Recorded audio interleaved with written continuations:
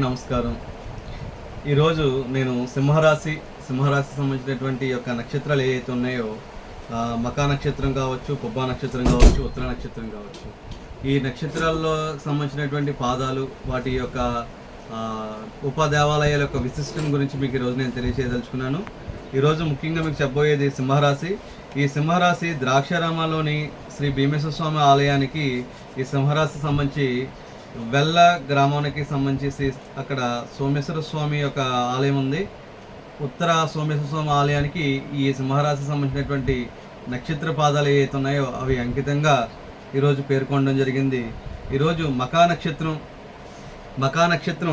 నక్షత్రానికి సంబంధించి మొదటి పాదం గురించి మనం తెలుసుకోదలుచుకున్నాం. ఇవాళ మొదటి పాదంలో 1వ పాదంలో నరసరావుపేట గ్రామానికి చెంది అక్కడ శ్రీ పార్వతీ సమేత మల్లేశ్వర స్వామి ఆలయము కలదు.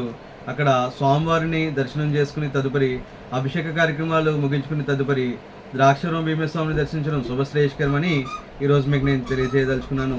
అలాగే 2వ పాదం మకా నక్షత్రంలో 2వ పాదంలో ఎవరైతే జన్మించుంటారో వారు వెల్లూరు గ్రామానికి చెందిన శ్రీ విశాలాక్షి సమేత శ్రీ విశ్వేశ్వర స్వామివారి ఆలయం కలదు. అక్కడ స్వామివారిని దర్శించి తదుపరి ద్రాక్షారామ భీమేశ్వరుని దర్శనం చేసుకోవడం శుభశ్రేయస్కరంగా ఈరోజు మీకు నేను తెలియచేయదలుచుకున్నాను. అలాగే 3వ పాదంలో ఎవరైతే జన్మించి ఉన్నారో మకా నక్షత్రానికి సంబంధించి 3వ పాదం జన్మించిన వారు అరకిరేవుల అనే గ్రామం, అక్కడ శ్రీ అన్నపూర్ణ సమేత శ్రీ వీరేశ్వర స్వామివారి ఆలయం కలదు. అక్కడ స్వామివారి దర్శనం చేసుకుని తదుపరి అభిషేక కార్యక్రమాలు ముగించుకుని ద్రాక్షారామ భీమస్వామిని దర్శించడం శుభశ్రేయస్కరంగా మీకు నేను ఈరోజు తెలియచేయదలుచుకున్నాను.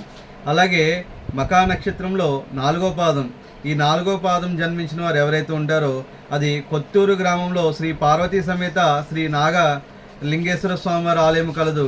అక్కడ స్వామివారిని దర్శనం చేసుకుని అభిషేక కార్యక్రమాలు తదుపరి ద్రాక్షారామ భీమేశ్వరుని దర్శించడం శుభశ్రేయస్కరంగా మీకు ఈరోజు నేను తెలియచేయదలుచుకున్నాను. అలాగే సింహరాశిలో భాగంగా పుబ్బా నక్షత్రం, ఈ పుబ్బా నక్షత్రానికి సంబంధించినటువంటి 4 పాదాలు, వాటి యొక్క ఉపాలయాల యొక్క విశిష్ట, వాటి యొక్క విధి విధానాల గురించి కూడా ఈరోజు మీకు తెలియచేయదలుచుకున్నాను. అలాగే పుబ్బా నక్షత్రంలో ఎవరైతే జన్మించి ఉన్నారో ఈ పుబ్బా నక్షత్రానికి మొదటి పాదంలో జన్మించిన వారు ఎవరైతే ఉంటారో వారు చింతపల్లి గ్రామంలో శ్రీ భద్రకాళి సమేత వీరేశ్వర స్వామి ఆలయం కలదు. అక్కడ స్వామివారి దర్శనం చేసుకుని తదుపరి ద్రాక్షారామ భీమేశ్వరుని దర్శనం చేసుకోవడం శుభశ్రేయస్కరంగా మీకు నేను తెలియచేయదలుచుకున్నాను. అలాగే పుబ్బా నక్షత్రంలో 2వ పాదంలో ఎవరైతే జన్మించున్నారో వారు వెదురుపాక గ్రామంలో ఉన్నటువంటి శ్రీ భద్రకాళి సమేత వీరేశ్వర స్వామివారి యొక్క ఆలయం కలదు.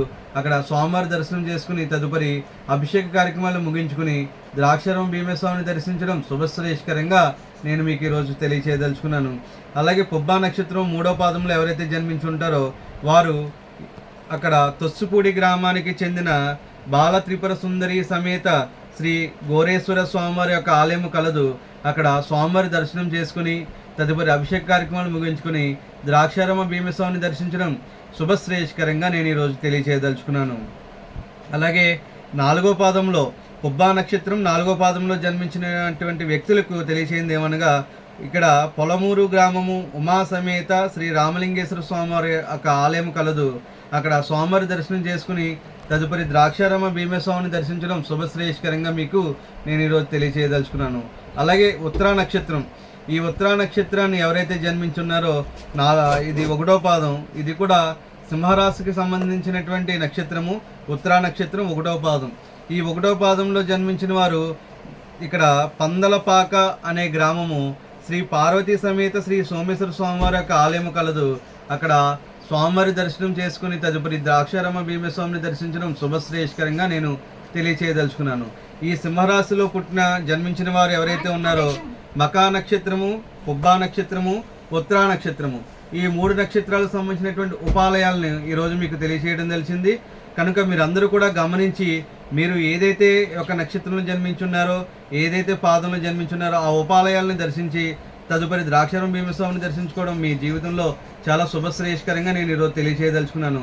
అలాగే తదుపరి నెక్స్ట్ ఎపిసోడ్లో నేను కన్యరాశికి సంబంధించినటువంటి ఉత్తరా నక్షత్రం, హస్తా నక్షత్రం, చిత్తా నక్షత్రం, ఈ నక్షత్రాల్లో జన్మించిన వారికి నేను వారి యొక్క సంబంధించిన ఉపాలయాల గురించి నేను నెక్స్ట్ ఎపిసోడ్లో మీకు తెలియచేయదలుచుకున్నానని ఈరోజు నేను సెలవు తీసుకుంటూ మీకు ఈరోజు ఈ కార్యక్రమం ఇంతతో ముగిస్తున్నాను.